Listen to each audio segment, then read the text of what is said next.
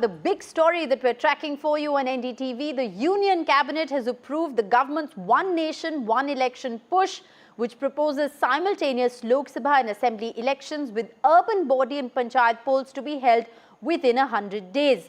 Now, the Union Cabinet today has essentially accepted the report of a panel that was headed by ex-President Ram Nath Kovind. There is unanimous opinion that simultaneous polls beginning from 2029 should be held. This is what the panel has said. Now, remember, this was a high-level panel that was constituted in order to look at the merits and demerits of One Nation, One Election. The panel included Home Minister Amit Shah, Law Minister Arjun Meghwal, Senior Supreme Court Advocate Harish Salve as its members. There were other members of the bureaucracy of the judiciary and the legislative who were all part of this high-level panel. The panel did call for a legally sustainable way to realign the existing electoral cycles. It had been tasked with recommending solutions in case of a hung result, a no confidence motion or defections as well. So all of those details, of course, are in that report. But essentially, there are going to be 18 constitutional amendments that are going to be needed for One Nation, One Election to become a reality. It is likely now perhaps to be tabled in the winter session of Parliament.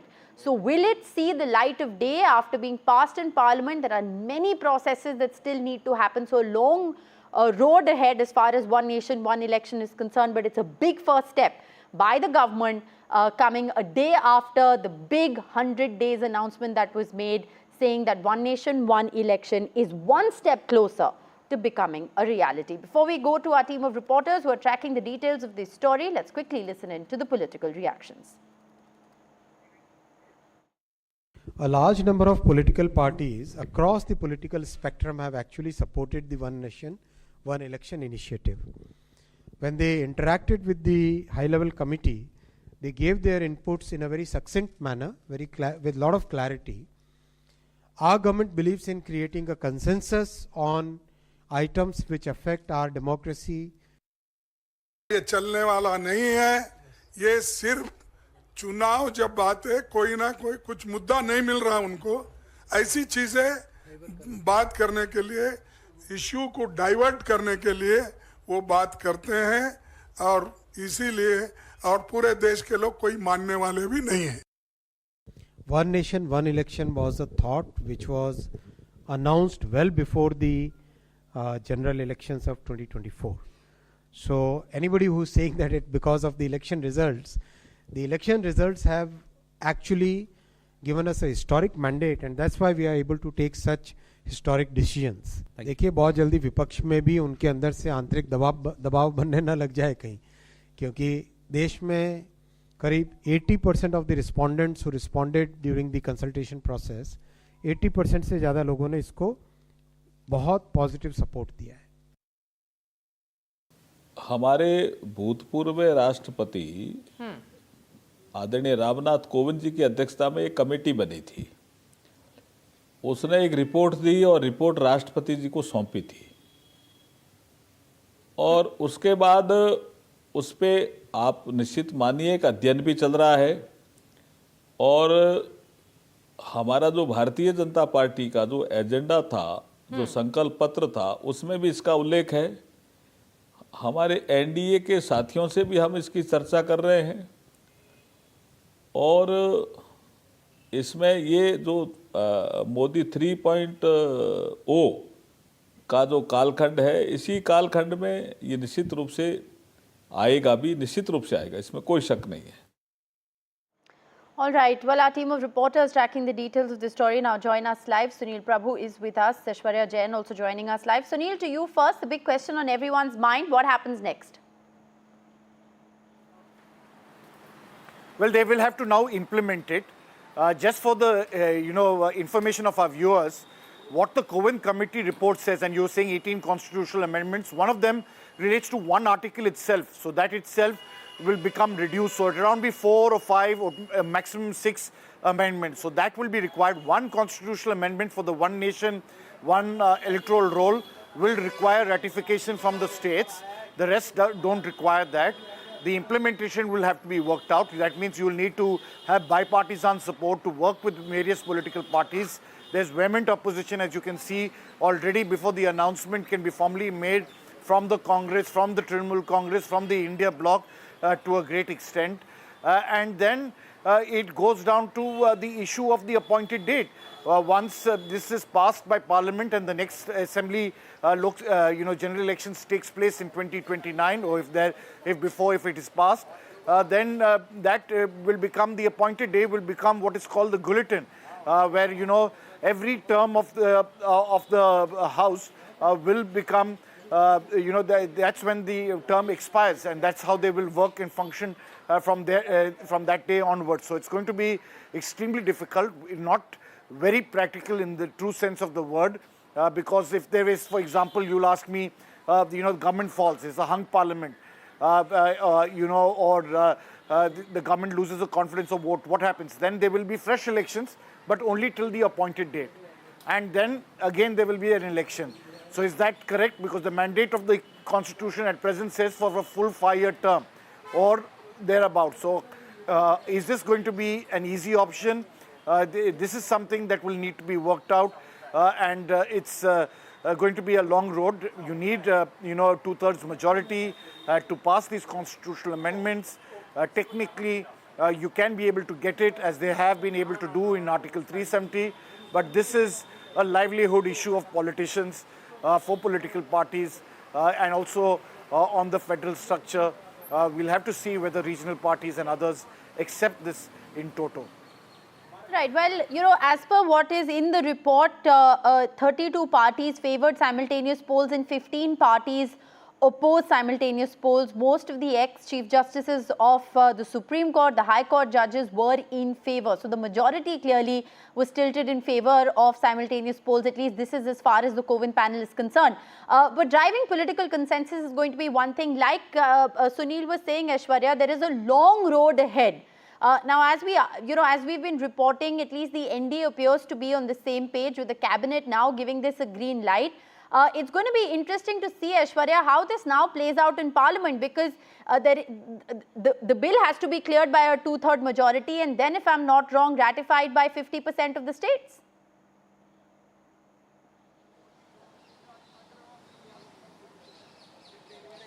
Well, yes, the political fight had begun. It is Congress President Mallikarjun Kharge who had come out in his first response and stated that it's not practically possible, and the government just wanted to divert the attention because they have no real agenda in front of them before the Haryana polls and Jammu and Kashmir polls.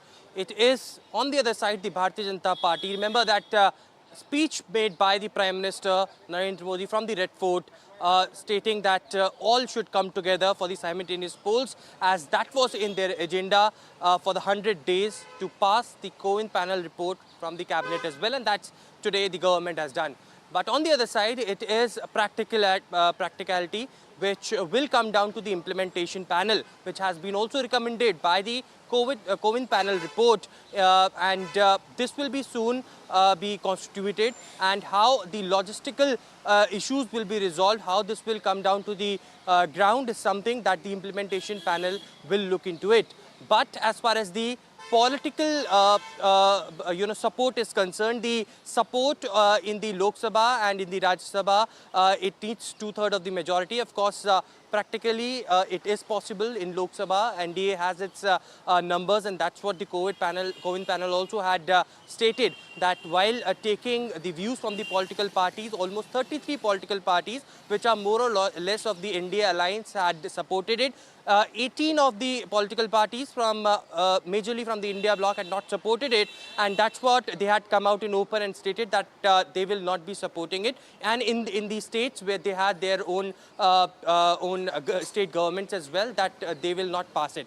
But on the other side, it is in Rajya Sabha where 50% of majority, of course, the Bharatiya Janata Party has its at this point of time, but it's an evolving house. The numbers will change in the upcoming days as well. So whether the government will able to pass that in Rajya Sabha is something that remains to be seen.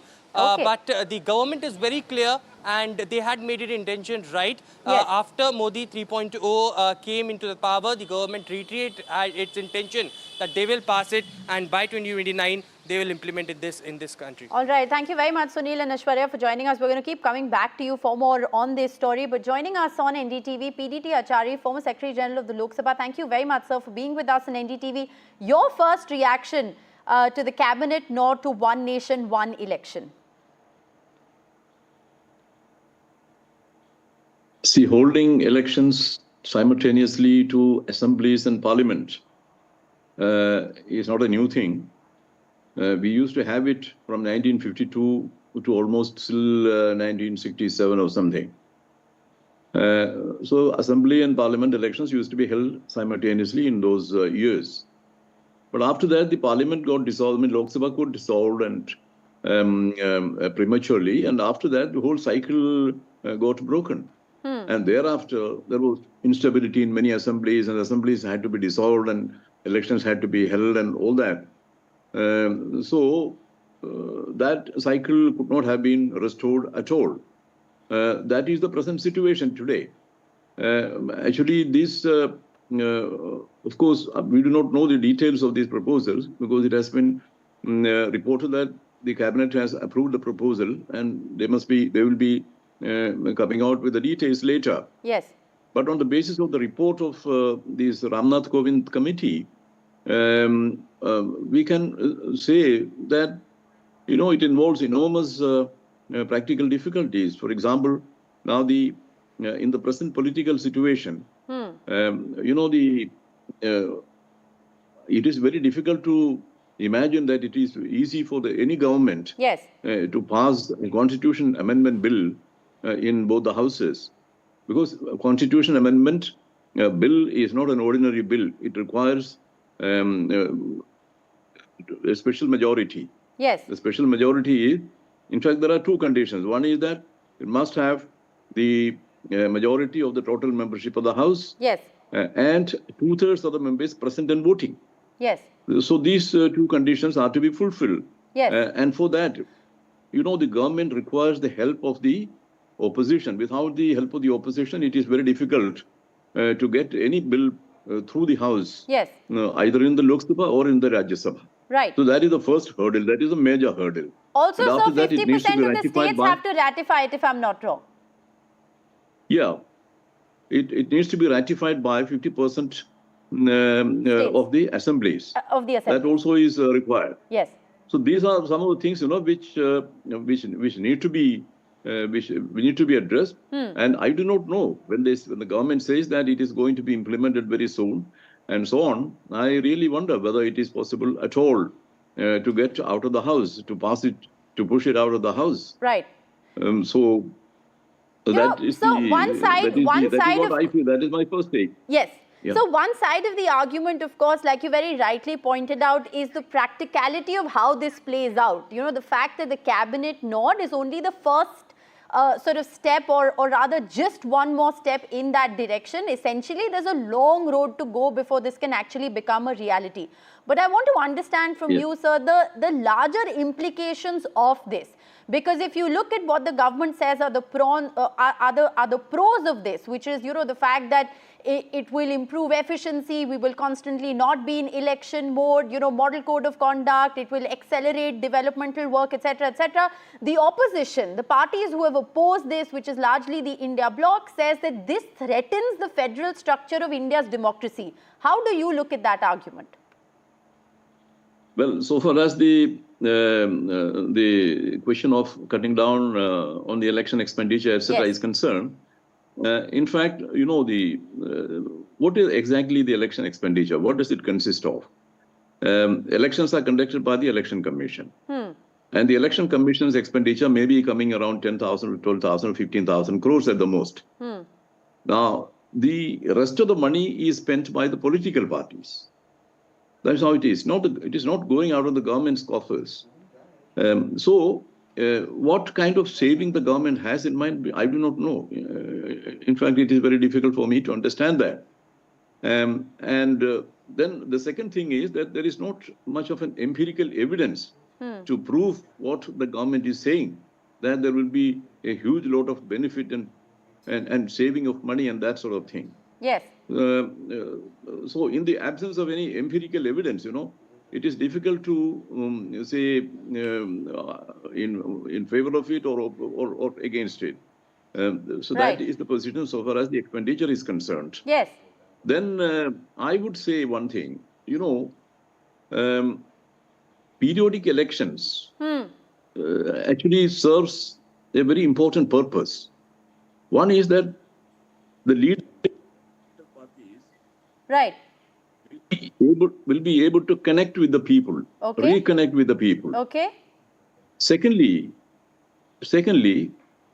in periodic elections, the government of the day will come to know what the people feel about that government, its performance, and so on. Yes. And then the government will get an opportunity to course correct, Okay. which otherwise they won't be able to. In 5 years, they will not know what the people think about them or feel about them. Right. That is one advantage which I perceive in the elections which are held Yes. frequently, Yes. or that kind of thing. Otherwise, you will never know what the people feel. After 5 years, you will be meeting the people. Okay. I think the present system is much better All right. than that. Well, I think you've articulated that argument very well, both in terms of, theoretically how this is going to play out and whether or not it can be a reality by 2029, and also the political argument of going back to the people, to check on, what the mandate is at the moment, whether it is across states or local bodies. Thank you very much, sir, for joining us on NDTV. I want to take this forward now with political representatives of both the BJP and the Congress joining us. We have Gopal Krishna Agarwal, national spokesperson of the BJP, and Arshpreet joining us, national spokesperson of the Congress. Thank you both very much for being with us. Mr. Agarwal, if I can begin by asking you, the first question that comes to mind about one nation, one election, and if the government is so serious about seeing it through and making it a reality in this term, is, how do you then justify a 5-phase long Lok Sabha election and not having Maharashtra and Jharkhand assembly elections right now, with the fact that Haryana and Jammu Kashmir are going for elections?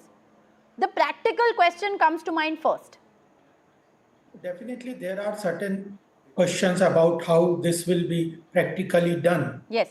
Ultimately, we have to understand that the difficulty in the implementation of something cannot be be the justification for not implementing forward-looking reforms. We have to see the history of one election, one nation, one election. Till 67, there was one election every time. But after that, the Election Commission in 1983 suggested that we should have one election. In 1999, the Law Commission said the same thing. In 2015 and 2018, the Standing Committee on Parliament said about the same thing. Then now the Kovind panel has also recommended the same thing.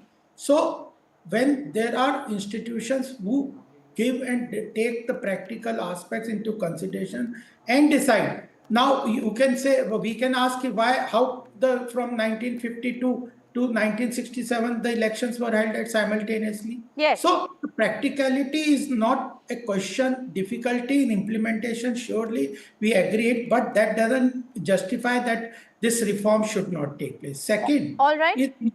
So second thing important is what the government and the panels and Law Commission have said, that the most important thing is cost. I was hearing this Parliament Secretary Saab, but what the government is saying and everybody is saying, that the good governance is at loss because of multiple elections. All political parties of any position in the government has to get involved into elections. All right. So time is wasted. Time is consumed, not wasted, but it is consumed. At different points of time. Second is important that the Achar Samhita, the model code of conduct, restricts several decisions of good governance to be implemented and taken. Okay.